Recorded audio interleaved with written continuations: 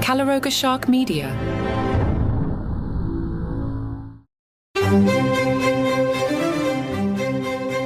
Hello and welcome to Palace Intrigue. I am your host, Mark Francis. King Charles had a moment of red carpet humour with Denzel Washington at the premiere of Gladiator II last week in London.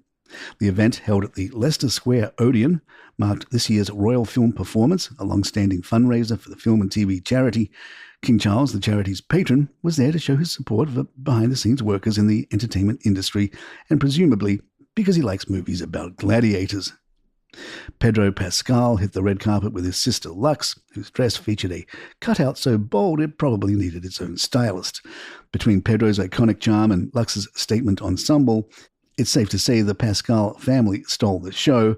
One fan joked, "When your sibling is Pedro Pascal, you have to go big or go home," and Lux did not go home. Not to be outdone, King Charles made an appearance working the red carpet in a classic tux, shaking hands with stars like Denzel Washington and Paul Mescal, who sported a scruffy, chic look that's perfect when you're late to gladiator trainings but still need to impress the emperor. The king even managed to keep a straight face while standing next to Pedro, whose outfit looked like the inspiration for business casual gladiator. Washington admitted to a slight protocol mix-up. "I didn't know I was supposed to grab you or not," Washington quipped, before adding, "But it's my pleasure." Denzel brought his signature charisma and a dash of rebellion to the premiere, adding a layer of entertainment that rivaled the red carpet itself.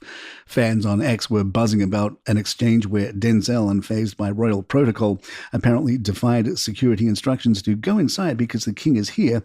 One fan wrote, "Denzel told security, 'I make my own rules,' and continued to talk to us." The viral post unleashed a flurry of hilariously irreverent comments. One fan quipped, "I just assumed Denzel was the king in question," while another added, "Telling an American to go inside because the king is here is hilarious. We don't give a hoot about the monarchy." Before the premiere, Charles hosted a film and TV reception at Buckingham Palace, welcoming industry figures alongside Queen Camilla, who departed early due to a chest infection. The king's dedication to the arts was clear, though perhaps not as clear as Lux Pascal's dress, which undoubtedly remains the talk of the evening. The synopsis of Gladiator II gives us a tale of Lucius grappling with the aftermath of his royal family's betrayal, losing his home and dealing with tyrannical rulers. Swap the Colosseum for Montecito and Lucius might want to call Harry for advice. It's possible Charles missed the point of the movie. Earlier that day, Camilla had joined the king at Buckingham Palace for a reception celebrating the charity's centennial. The event featured costumes from iconic British films and star-studded guest list, including Damian Lewis and Joseph Fiennes.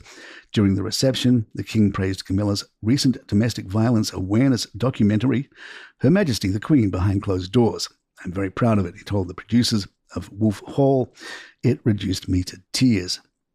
Since Charles had a +1 and Camilla couldn't make it, he brought someone else along. There's no sense in wasting a good seat at a gladiator movie. Royal watchers were curious about the woman accompanying him in the car. Do we have a new royal scandal to carry us through the holidays until Kate returns and Meghan finally launches her designer jam and dog biscuit business? Unfortunately, no. The woman by his side was his assistant private secretary, whose role in advising the king on state and Commonwealth matters probably doesn't include tips on navigating Hollywood glitz. The king didn't exactly take a day off for his 76th birthday either. Thursday saw him opening coronation food hubs in Deptford and Knowsley, proving that even the monarch's calendar is packed tighter than an average lunchbox. He even received a birthday serenade from school children who presented him with a homemade card. When asked if he'd be relaxing for the big day, Charles quipped, "Not quite."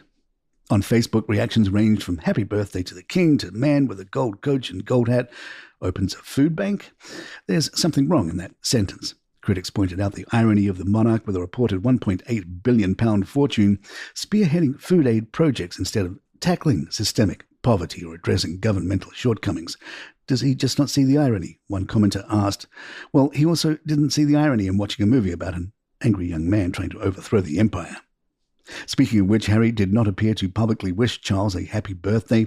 Good wishes flooded in from all the usual suspects, including Prince William and Kate Middleton, who even shared a cheeky photo to mark the day. But eagle-eyed royal watchers noticed that glaring omission. Prince Harry and Meghan Markle were radio silent. No Instagram stories, no Archwell website updates, not even a carrier pigeon. Did they even send Charles a box of jam? Never mind, he sells his own.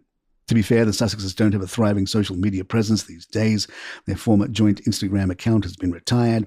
And while Meghan's rumoured lifestyle brand, American Riviera Orchard, has its own accounts, they've yet to dabble in birthday shout-outs. The couple's Archwell Foundation does have a website, but alas, no birthday banner for Charles.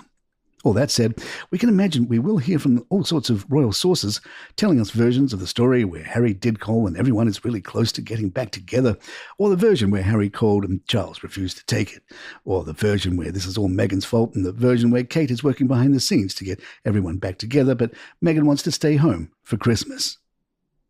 Palace Intrigue will be right back. Royal historian Tessa Dunlop was not impressed by the Gladiator II premiere, suggesting it needed a touch of Sussex. She told the Mirror, "The royal family might think they are above such glitzy gimmicks. That would be a mistake. After all, waiting in the wings are ex-royals, the Duke and Duchess of Sussex, instinctively glamorous with bundles of razzmatazz. The Californian couple have an effortless knack for combining showbiz gloss and public do-gooding. There is a vacuum at the top of the problem with vacuums is There is a vacuum at the top, and the problem with vacuums is they invite all sorts of unwanted intruders. The royal machine has clearly decided that they can compensate for a depleted public presence with relentless philanthropy on ITV. We're not sure what she's talking about. Did we not tell you that Charles was hanging with Denzel and Pedro Pascal? Harry's hanging out with a guy named Nacho. Charles, also known as Mr. Showbiz, is gearing up for a sparkling evening as he will attend the 97th Royal Variety Performance on Friday at London's Royal Albert Hall. The iconic venue hosting the event for the 6th time is ready to roll out the red carpet for the monarch and the Queen. Charles, the new patron of the Royal Variety charity, is no stranger to the event, having first attended in 1968. This marks his 16th appearance, with his last involvement being a virtual message in 2020. Camilla also has graced the event 5 times, with her most recent attendance in 2016. Giles Cooper, chairman of the Royal Variety Charity, expressed delight at Their Majesty's participation, emphasizing the enduring bond between the royal family and the entertainment industry. He noted the event's significance in funding the charity's mental health and addiction support initiatives for performers. The Royal Variety Performance, the world's longest-running entertainment show, raises funds to support industry members through grants and assistance programs. And there you have it. If you'd like to email us, our address is thepalaceintrigue@gmail.com. Please follow us on Spotify, Apple, or the app of your choice, and leave us a review or some stars if you're enjoying the show. Don't forget you can get this show commercial-free along with hundreds of others from Calaroga Shark Media. It's all in the show notes or episode descriptions. And you can get other shows like 5 Good News Stories.